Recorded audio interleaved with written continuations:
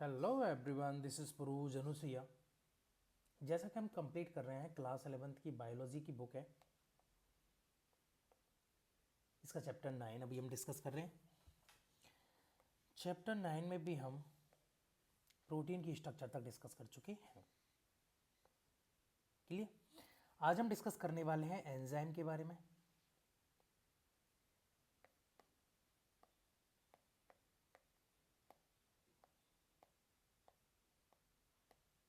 आज हम डिस्कस करने वाले हैं एंजाइम के बारे में।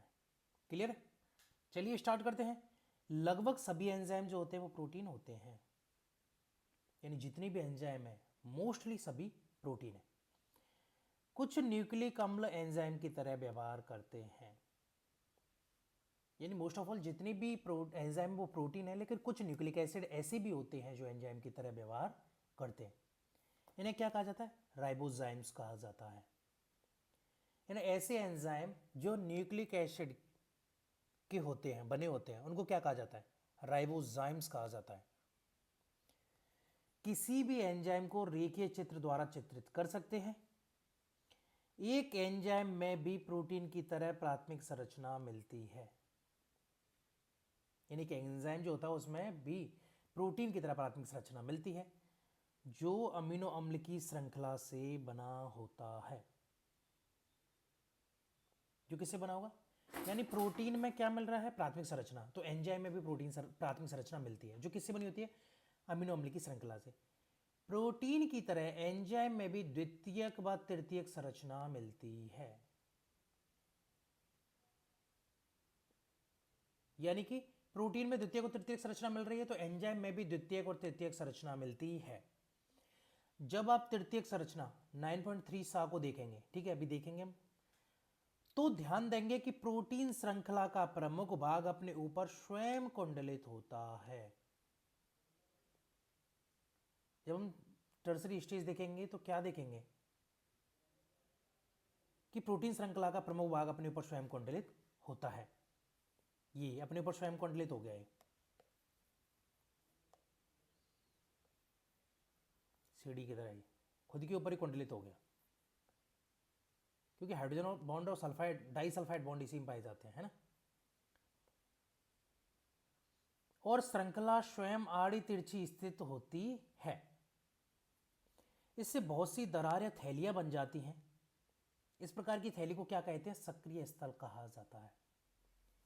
यानी कि वो गुड़मुड़ हो जाएगी। गुड़मुड़ कंडीशन मतलब ऐसे हो जाएगी, ऐसे ऐसे ऐसे ऐसे, तो इसके बीच में क्या थैलियां बन जाती हैं।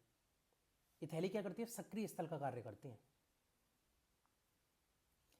एंजाइम का जो सक्रिय स्थल होता है वे दरार या थैली हैं जिनमें क्रियादार आकर व्यवस्थित होते हैं। यानी एंजाइम का सक्रिय स्थल कौन सा? दरार या थैली हैं जिनमें क्रियादार आकर क्या होंगे? व्यवस्थित होंगे। इस प्रकार एंजाइम सक्रिय स्थल द्वारा अवक्रियाओं को तेज गति से उत्प्रेरित करता है। यानी उसमें सक्रिय स्थल पाया जा रहा है, इसलिए क्या कर रहा है? वो अवक्रिया को तेज गति से उत्प्रेरित कर रहा है।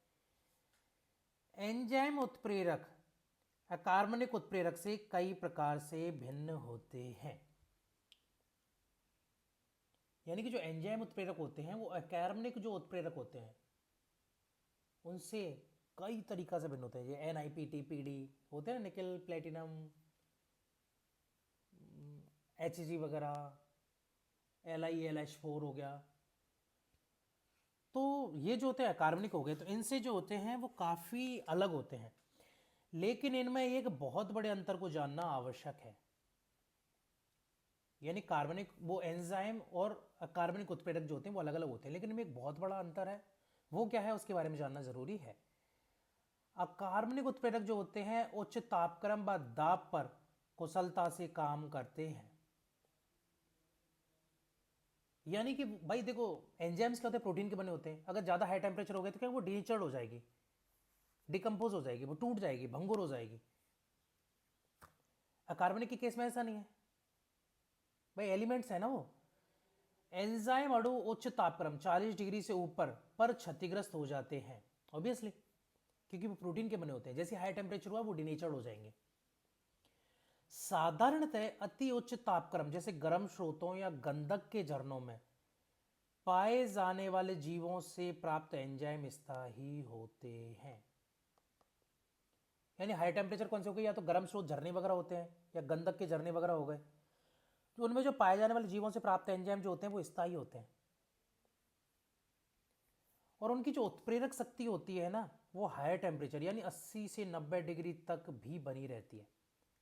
यानी जनरल जैसे कि हमारे अंदर पाए जा रहे हैं वो 40 डिग्री से ऊपर क्या होते हैं, डिनेचर्ड होना स्टार्ट हो जाते हैं, दिक्कत होती है 40 डिग्री से ऊपर। लेकिन जो गर्म झरने वगैरह में पाए जा रहे हैं उन जीव, उनमें जो एंजाइम पाए जाते हैं वो 80 से 90 डिग्री तक भी आराम से कार्य कर सकते हैं। उपरोक्त एंजाइम जो ऊष्मा स्नेही जीवों से पृथक किए जाते हैं ऊष्मा स्थायी होते हैं। यह उनकी व्यवस्था विशेषता होती है। ऊष्मा स्नेही मतलब जो ऊष्मा को प्यार करते हैं। ऊष्मा का प्यार का मतलब जो हाई टेम्परेचर में रह सकते हैं आराम से, तो उनके जो एंजाइम होते हैं वो ऊष्मा स्थायी होते हैं। ऊष्मा स्थायी का मतलब है कि टेम्परेचर बढ़ा तो वो डिनेचर्ड नहीं होंगे, ये उनकी विशेषता है। इस बात को आपको ध्यान रखना है कि जो जीव ऊष्मा स्नेही होते हैं, ऊष्मा स्नेही इन द सेंस कि जो गर्म झरने वगैरह में पाए जाते हैं, उन जीवों में जो एंजाइम पाया जाता है वो ऊष्मा स्थायी होता है। वो मतलब उतना ऐसे डिनेचर्ड नहीं कर पाता। अब ज़्यादा ही टेम्परेचर बढ़ गया तो अलग बात है। ये उनकी क्या होती है, विशेषता होती है। तो चलिए फिलहाल के लिए इतना ही, आगे हम फिर डिस्कस करेंगे रासायनिक अभिक्रियाएं। क्लियर, तब तक के लिए थैंक यू।